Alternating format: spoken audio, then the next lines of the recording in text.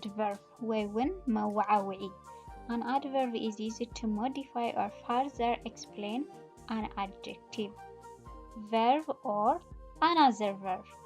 Example, neatly in the market every day.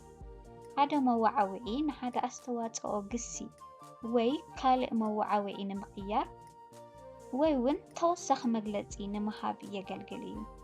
ንኣብነት ብጽሑፍ፣ ኣብ ዕዳጋ፣ ኣብ ኖሰከፍ መዓልቲ፣ ኖሰከፍ ሰዓት ኣብ ዝደለናዮ ክንጥቀም ንኽእል ኢና። እዚኦም ከም ኣብነት እዮም ዘለኹ ግን ከም መወዓውዒ ኮይኖም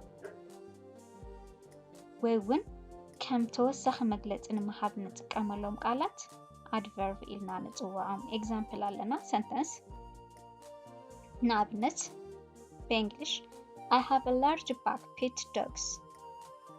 I have a large pet dog.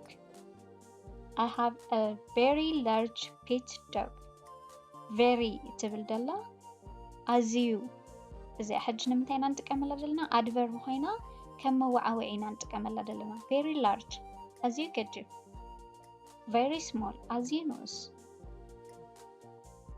ኣዝዩ ገዚፍ ከልቢ ኣለኒ ኣዝዩ ገዚፍ ትብል ደላ adverb ክትከውን ከላ ዝተፈላለየ ኤግዛምፕላት ኣብ ዝተፈላለየ ቦታታት ዝተፈላለየ መወዓውዒ ክንጥቀም ከለና adverb ኢልና ንገልጾ።